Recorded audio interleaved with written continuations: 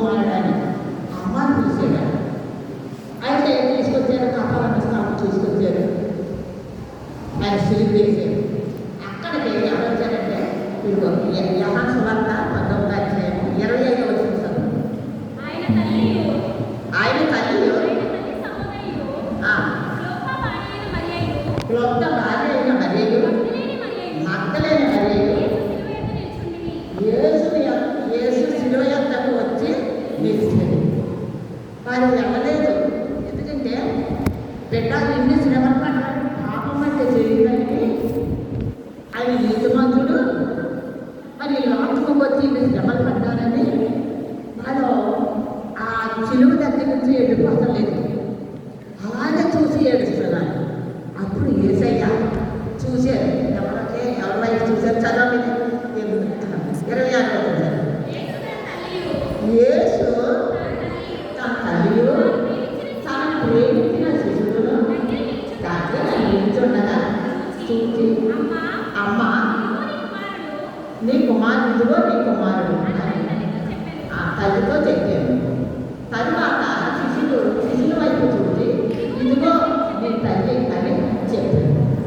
ఇప్పుడు యేసయ్య గారు 33.5 సంవత్సరాలు ఆయన జన్మించిన తర్వాత 33.5 సంవత్సరాలు అనేక అద్భుత కార్యాలు చేశారు. తల్లి తండ్రి దగ్గర ఉంది, అది వేరే దేశం లేదు, ఉండి అనేక కార్యాలు చేశారు. చేస్తే ఆయన మరి ఈ లోకంలో నన్ను ఇన్ఫ్లుయెన్స్ పెట్టారని తల్లిని విసర్జించలేదు. నేను చనిపోతాను, నేను పరలోకం వెళ్ళిపోతాను అన్న తల్లి ఏమవుతుంది అని ఆలోచన చేశాడు. తల్లి అయితే తల్లిని ఆలోచన చేశాడు. నేను విడిచిపెట్టేస్తే ఆమె అనాథగా ఉంటాను, ఎవరు చూస్తారు, నా తల్లిని ఎవరు చూస్తారని. తల్లి అంటే మాట్లాడతాను. తల్లి గర్భంతో ఉండేనని మొదలుకొని 9 నెలలు మోసి ప్రమాదమైన సూచనలను ఆయన ప్రేమించి జన్మించిన తర్వాత తల్లిని కుమారుడిని ఎలా చూడాలని తల్లి ప్రేమతో చూడాలి. కుమారుడు అంటే ఎందుకు చూడాలి? నా కుమారుడిని నేను జాగ్రత్తగా చూడాలంటే ప్రేమంతా, తల్లి ప్రేమంతా ఎవరి మీద ఉండాలి? కుమారుడి మీద ఉండాలి. కుమారుడికి అయితే తల్లి మీద ప్రేమ. ఎదిగి పెద్దవాడు ఏంటంటే తల్లి మర్చిపోతారు. ఒకప్పుడు ఉన్నారంటే తల్లిని ఎటువంటి మాట్లాడతారో మనందరం వింటూ ఉంటాం, కానీ తల్లి మనం అనుకోవాలి. తల్లిని ప్రేమించాలి, తల్లి అంత ఆశీస్సు పొందుకోవాలి, ఆశీర్వాదం పొందుకోవాలి, కానీ శాపం పొందుకోవాలి. ఎందుకంటే తల్లి కానీ పెంచింది తల్లి, ఏమంటారో దూరమంటుందని ఈ రోజుల్లో అయితే మరి బిడ్డల్ని చాలా స్వేచ్ఛగా పెంచుతున్నారు. అంటే ఏది కరువు లేదు. గతించిన దినాలు అయితే మరి చాలా శ్రమపడి బిడ్డలు పెంచేవారు. తిన్నాక ఆహారం కూడా ఉండేది కాదు, అయితే పట్టణం కూడా ఉండేది కాదు, అనేకమైన శ్రమల్లో ఉండేది. ఇప్పుడు బిడ్డ గర్భం నుంచి జన్మించిన మాత్రం ఏమంటున్నాం? ప్యాన్. అప్పుడు ఉన్నాయా ప్యాన్లు? లేవు.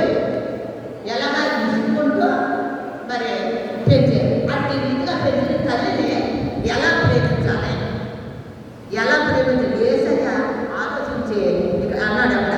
అటు ఆయన చూసి, ఇదిగో అమ్మ ఇదిగో నీ కుమారుడు అని అట్లా తల్లితో చెప్పాడు. తల్లితో చెప్పాడండి, అంటే విడిచిపెట్టి వెళ్ళిపోతా, విడిచిపెట్టి అక్కలేదు. నేను ఎప్పుడు వస్తానో నా తల్లి మాత్రం మంచిగా ఉండాలని ఎవరికి అప్పచెప్పారు? యోహాను గారు, శిష్యుడైనా యోహాను గారికి అప్పచెప్పారు. అప్పచెప్పినప్పుడు మనలా చూశాడు ఎవరి వైపు? శిష్యుల వైపు చూశాడు. శిష్యుల వైపు చూసి అప్పుడు ఏమంటున్నాడు? ఇదిగో నీ తల్లి అని చెప్పాడు. ఆ గడియ నుండి ఆ శిష్యుడు ఆమె తన ఎంత చెప్పాడు, ఎంత సంతోషపడ్డాడు యోహాను గారు. ఏంటంటే లోక రక్షకుడు, పరలోక తండ్రి, లోకాన్ని ప్రేమించిన దేవుడు, ఆయన మూలంగా మన అందరూ వచ్చాడు కనుక ఆయన తల్లిని నాకు అప్పచెప్పారు. మరి లోక రక్షకుడు పరిశుద్ధుడైన యేసు ప్రభు వారి తల్లిని నాకు అప్పచెప్పారు, నాకు తల్లి అయిందని ఎంతో సంతోషపడిపోయాడు. తల్లి ఎంత తెలియకుండా నా చేతి పొద్దున్న పెద్దలేని అనలేదు, సంతోషపడి కూడా తల్లండి. తల్లంటే ఈ దినాల్లో తల్లంటే సంతోషం లేదు. యేసుప్రభు గారు తల్లి ఎత్తున యమన్నాన్ని ఎత్తునే ఆయన సంతోషపడ్డారు. ఈ దినం తల్లి అంటే అసలు లెక్కలేదు. తల్లి అంటే ఏదో ఎక్కలేదు. అయినా తల్లికి ఎక్కడ ఉండాలి ప్రేమ? గర్భంలో చదువుతారు బిడ్డ మీద ప్రేమ, గర్భంలో చదువుతారు బిడ్డ ప్రేమ. నా కుమారుడు లేదా నా కుమార్తె నా బిడ్డలో అది ప్రేమిస్తుంది అనమాట. తర్వాత సామెతలు 10వ అధ్యాయం 1వ వచనం. నీతిమంతుడు ఎన్నడూ ఖండింపబడడు. నీతిమంతుడు ఎన్నడూ జ్ఞానము గల కుమారుడు తల్లిని సంతోషపడతాడు. బుద్ధిహీనుడు తల్లికి దుఃఖం పుట్టించిన ఒక్కసారి దుఃఖం కాదు, ముదిమి వచ్చే వరకు చనిపోయే వరకు బుద్ధిహీనుడితోటి శ్రమ పడతారు. ఎవరు? తల్లి. ఎందుకు? ఆమెకున్న ప్రేమను బట్టి ఈయన బుద్ధిహీనుడు కనుక ఆయన మార్చలేదు. చెప్పిన మాట వాడు వినడం, ఆయన ఇష్టానుసారం జీవిస్తాడు. అయితే ఒక రాజు ఇద్దరు కుమారుడు, ఒకడు బుద్ధిహీనుడు, ఒకడు జ్ఞానవంతుడు. బుద్ధిహీనుడు ఏం చేశాడు? తండ్రిని విడిచిపెట్టేసి నా యాక్షన్ నా చెప్పండి, నేను ఎంతో మంచిగా బ్రతుకుదామనే సావాసాలు. స్నేహం అంటే ఏంటి?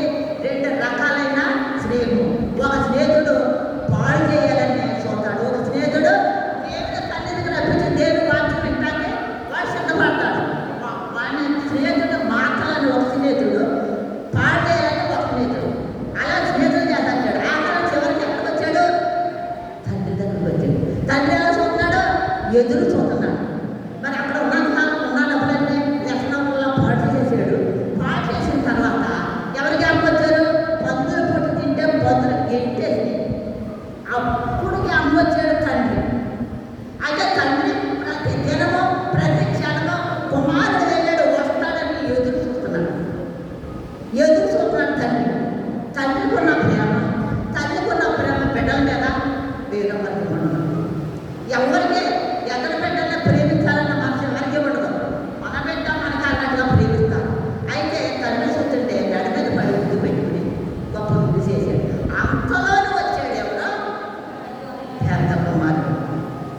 వచ్చే పెద్ద కుమారుడు ఏమన్నాడంటే, అక్కడ పక్కన ఉన్నవారు ఏంటి ఇదేంటి పొలంలో పనిచేస్తా వచ్చాడనమాట.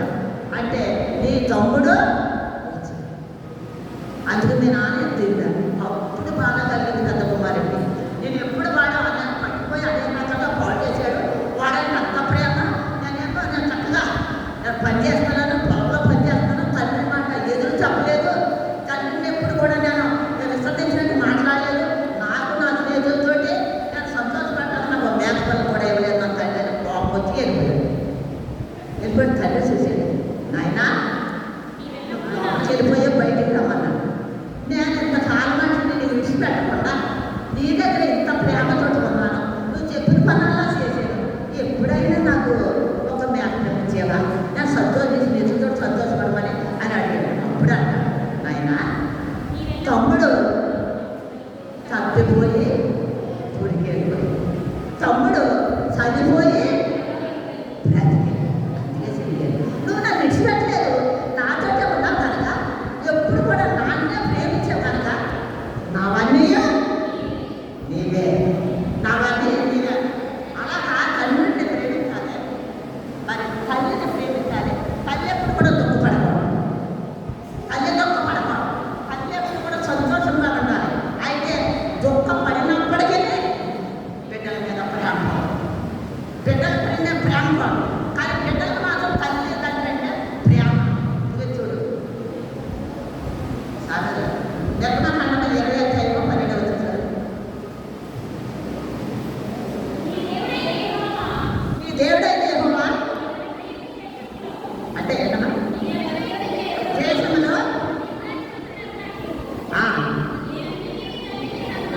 సన్మానం నీ తల్లిని తండ్రిని ఆకాశమంతుడు అయినట్టు నీ తల్లిని తండ్రిని సన్మానించి వారు ఎవరు?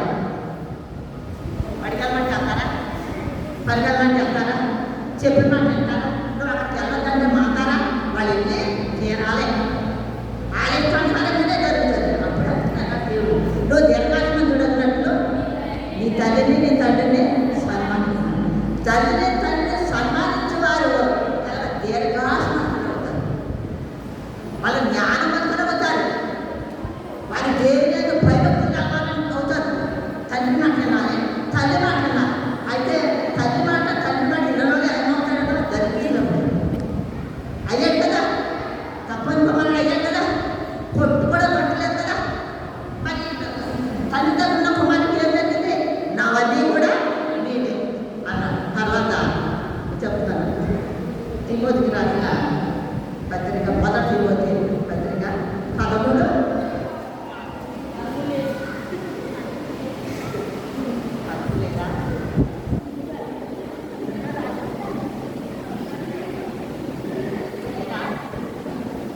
4:13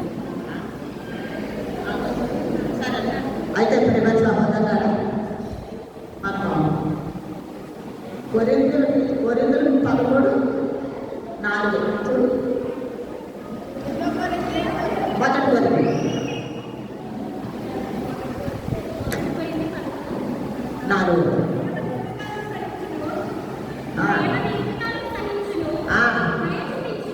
ప్రేమించును, అది కాదమ్మా. 2 కొరింథీ చూడొచ్చు కదా, హెల్ప్ చేయొచ్చు కదా.